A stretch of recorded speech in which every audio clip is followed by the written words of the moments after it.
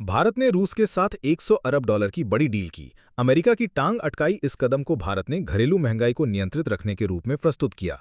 भारत ने स्पष्ट कर दिया कि उसे सबसे सस्ते स्रोत से तेल खरीदने का पूर्ण अधिकार है, चाहे वो अमेरिकी आपत्तियों के बावजूद क्यों ना हो। ये कदम भारत अमेरिका में विवाद बढ़ाने वाला संकेत है। हरियाणा विधानसभा में मानसून सत्र की शुरुआत। सरकार ने आज से हरियाणा में विधानसभा का मानसून सत्र शुरू किया। इसमें विधायकों ने विभिन्न विधेयकों पर विचार विमर्श करना शुरू किया। सत्र में विकास और सामाजिक मुद्दों पर चर्चा की उम्मीद है। पीएम मोदी ने कोलकाता में 3 नए मेट्रो मार्गों का उद्घाटन किया। प्रधानमंत्री ने आज कोलकाता में 3 नए मेट्रो मार्गों का लोकार्पण किया। इस पहल से स्थानीय आवागमन में सुधार और समय की बचत होगी। यात्रियों को बेहतर सुविधाएं मिलने की उम्मीद जताई गई। गया में कई विकास परियोजनाओं का उद्घाटन। पीएम मोदी ने गया में नए विकास कार्यों का उद्घाटन किया। इन परियोजनाओं से क्षेत्रीय अवसंरचना और रोजगार को बढ़ावा मिलेगा। लोगों में उम्मीद और उत्साह देखने को मिला। सुप्रीम कोर्ट ने आवारा कुत्तों पर अहम फैसला सुनाया। सुप्रीम कोर्ट ने आज आवारा कुत्तों को लेकर बड़ा निर्णय सुनाया। इसमें पालतू कुत्तों और सड़क पर रहने वाले कुत्तों की व्यवस्था पर निर्देश दिया। पेट खिलाने पर रोक, वैक्सीनेशन और शेल्टर होम की व्यवस्था पर जोर। गगनयान G1 मानव रहित मिशन दिसंबर में लॉन्च होगा। भारत का पहला मानव रहित गगनयान G1 मिशन दिसंबर में उड़ान भरेगा। इस कार्यक्रम से देश के अंतरिक्ष कार्यक्रम को नया इंपल्सो मिलेगा। मिशन के बाद मानव मिशन की तैयारी में गति आने की आशा है। सदस्यों की उपस्थिति न होने पर सांसदों से वेतन वसूली की मांग उठी। संसद में उपस्थिति बनाए न रखने वाले सांसदों के वेतन पर सवाल उठाने लगे। बहस में यह सुझाव आया कि अनुपस्थिति पर वेतन स्थगित या वसूला जाए। ये विवाद संसद में चर्चा का विषय बना। प्रियंका गांधी ने बीजेपी अध्यक्ष से मुलाकात की। कांग्रेस सांसद प्रियंका गांधी ने बीजेपी अध्यक्ष जेपी नड्डा से मुलाकात की। दोनों नेताओं के बीच राजनैतिक संवाद की संभावनाएं चर्चा में रहीं। मुलाकात के मकसद और निहितार्थों पर बहस शुरू। वाराणसी मेट्रो और रोपवे को स्वीकृति मिले। केंद्र और राज्य सरकार ने वाराणसी मेट्रो और रोपवे परियोजनाओं को मंजूरी दी। इससे शहर में यात्रा और पर्यटन को बढ़ावा मिलने की उम्मीद है। स्थानीय विकास को लेकर लोगों में उत्साह है। विदेश मंत्री जयशंकर ने कहा, 25% अतिरिक्त टैरिफ है अजीब। जयशंकर ने अमेरिकी फैसले पर हैरानी व्यक्त की और याद दिलाया कि अमेरिकियों ने पहले ही भारत को रूस से तेल खरीदने के लिए कहा था। अब अचानक टैरिफ बढ़ा देना परस्पर विरोधी नीति का उदाहरण है। भारत की ऊर्जा सुरक्षा प्राथमिकता बनी रही, वो विदेशी दबाव में नहीं झुकता। मौसम विभाग ने 15 से अधिक राज्यों में भारी बारिश की चेतावनी जारी की है। अगले 24 घंटों में गुजरात, राजस्थान, महाराष्ट्र, पश्चिम बंगाल, बिहार, झारखंड सहित कई राज्यों में तेज बारिश की संभावना है। आम लोगों को सतर्क रहने की सलाह दी गई है। ड्रीम 11 अपना रियल मनी गेमिंग कारोबार बंद करेगी। सबसे बड़ी फैंटेसी गेमिंग कंपनी ड्रीम 11 अपना रियल मनी गेमिंग कारोबार बंद करने जा रही है। रिपोर्ट्स में दावा किया गया है कि कंपनी ने इस क्षेत्र से बाहर निकलने का निर्णय लिया। इससे इंडस्ट्री और यूजर्स पर असर संभव है। उत्तर प्रदेश में 2047 रोड मैप तैयार, अर्थव्यवस्था पर जोर। यूपी सरकार ने विकसित यूपी 2047 रोड मैप जारी किया है। योजना का उद्देश्य 2029-30 तक अर्थव्यवस्था को $1 ट्रिलियन और 2047 तक 6 ट्रिलियन तक बढ़ाना है। इसमें कृषि, शिक्षा, नवाचार और रोजगार पर विशेष ध्यान है। दिल्ली में नकली सीबीआई रेड, 2.5 करोड़ रुपए की डकैती, 2 गिरफ्तार। राजधानी दिल्ली में नकली सीबीआई रेड के जरिए लगभग 2.5 करोड़ रुपए की चोरी हुई। 2 आरोपियों को गिरफ्तार किया गया और 1 करोड़ रुपए की रकम बरामद हुई। मामला गहराई से जांचा जा रहा है। यूएसएआईडी ने भारत में चुनावों के लिए नहीं दिए $21 मिलियन। अमेरिकी दूतावास ने ट्रंप दावे की पोल खोली। अमेरिकी दूतावास ने स्पष्ट किया है कि यूएसएआईडी ने भारत में चुनावों के लिए $21 मिलियन नहीं दिए। ये बयान ट्रंप के दावे की पोल खोलता है। दोनों देशों के बीच जानकारी में पारदर्शिता पर चिंताएं जगीं। संभल मस्जिद विवाद, एससी ने यथास्थिति बनाए रखने का आदेश जारी किया। संभल मस्जिद विवाद में सुप्रीम कोर्ट ने यथास्थिति बनाए रखने का आदेश दिया। साथ ही पक्षकारों को नोटिस जारी कर सुनवाई की प्रक्रिया शुरू की। विवाद में तत्काल हालात बनाए रखने पर जोर।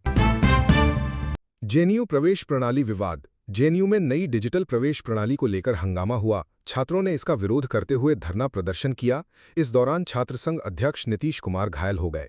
घटना के बाद विश्वविद्यालय प्रशासन और छात्रों में तनाव बढ़ा। यूपी, हर व्यक्ति 37,500 रुपए का कर्ज में डूबा हुआ। राज्य का ऋण 5 साल में 6 लाख रुपए से बढ़कर 9 लाख करोड़ रुपए की सीमा पार कर गया है। इस आंकड़े ने आर्थिक चिंता को हवा दी है। बीसीसीआई ने पुरुष क्रिकेट चयन समिति में 2 नए चयनकर्ताओं के लिए आवेदन मांगे। बीसीसीआई ने पुरुष टीम के चयन समिति में 2 नए चयनकर्ताओं के लिए आवेदन आमंत्रित किए हैं। अगरकर को नए चयनकर्ता के रूप में साथी मिलेगा। चयन प्रक्रिया में पारदर्शिता और सुधार की उम्मीद है। उत्तर प्रदेश में घनघोर बारिश की चेतावनी, 38 जिलों में अलर्ट। मौसम विभाग ने यूपी में अगले दिनों भारी बारिश की भविष्यवाणी की है। वाराणसी समेत 38 जिलों में येलो और ऑरेंज अलर्ट जारी हुआ। जलभराव और यातायात प्रभावित होने की आशंका जताई गई। नोएडा लखनऊ में बारिश, 38 जिलों में अलर्ट। राजधानी के आसपास नोएडा और लखनऊ में बारिश होने की खबर आई। आईएमडी ने फिर से येलो अलर्ट जारी किया। नागरिकों से सतर्कता बरतने का आह्वान किया गया। तमिल पायलट की हिंदी अनाउंसमेंट वायरल। इंडिगो के पायलट प्रदीप कृष्णन ने टूटी फूटी हिंदी में अनाउंसमेंट की। उन्होंने कहा, मेरा हिंदी सुंदर है, सब एडजस्ट कर लेगा। यात्रियों ने उन्हें ताली बजाकर सराहा। वीडियो सोशल मीडिया पर वायरल हो गया। अमेरिका ने कहा, रूस यूक्रेन शांति का मार्ग भारत से होकर जाता है, लेकिन 50% टैरिफ में कोई राहत नहीं। अमेरिका ने भारत की मध्यस्थता वाली भूमिका को स्वीकारते हुए कहा कि शांति की राह भारत से गुजरती है। फिर भी अमेरिकी प्रशासन ने भारत पर लगाए गए 50% टैरिफ में कोई कमी नहीं की। ये संदेश संकेत है कि राजनयिक रेखा को मान्यता मिल रही है, लेकिन आर्थिक तनातनी बढ़ी है। भारत ने रूस पर दिखा अपना रुख बरकरार रखा। अमेरिका भारत व्यापार तनाव गहराया। भारत ने घोषित किया कि वह रूस के साथ अपना तेल व्यापार जारी रखेगा, जिससे अमेरिका की नाराजगी बढ़ी। अमेरिका ने टैरिफ 25% से बढ़ाकर और बढ़ा दिया, जबकि भारत ने ऊर्जा सुरक्षा को प्राथमिकता बताया। यह कदम यह दर्शाता है कि भारत अपनी रणनीतिक प्राथमिकताओं के लिए आर्थिक दबावों को ठुकरा रहा है। ट्रंप के पुराने सलाहकार ने भारत पर तीखा हमला बोलते हुए कहा कि वह रूस चीन के साथ मिलकर काम कर रहा है।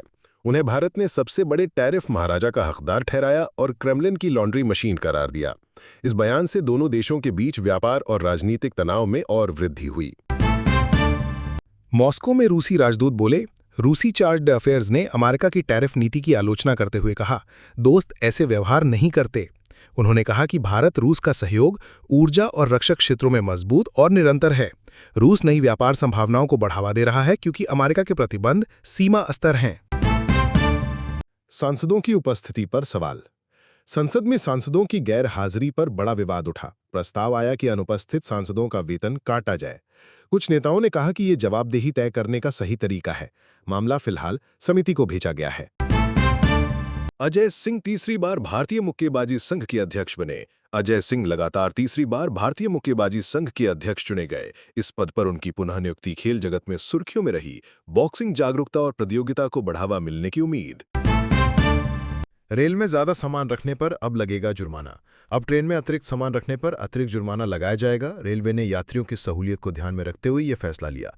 यात्रियों के लिए यह परेशानी बनी। एमईए ने ट्रंप के दावे को खारिज किया। भारत के विदेश मंत्रालय ने ट्रंप के बयान पर कड़ा जवाब दिया। ट्रंप ने कहा कि भारत को चुनावों के लिए यूएसएआईडी से $21 मिलियन मिले। एमईए ने साफ किया कि ऐसा कोई फंडिंग नहीं मिली। भारत अमेरिका संबंधों में पारदर्शिता बनाए रखने पर जोर दिया गया। अमेरिका की मोस्ट वांटेड महिला भारत में गिरफ्तार। एफबीआई की टॉप 10 सूची में शामिल सिंडी रोड्रीग सिंह को भारत में पकड़ा गया। उस पर अपने 6 वर्षीय बेटे की हत्या करने का आरोप है और उस पर 2.17 करोड़ रुपए का इनाम था। भारतीय एवं एफबीआई एजेंसियों के सहयोग से उसे गिरफ्तार कर अमेरिका भेजा जा रहा है।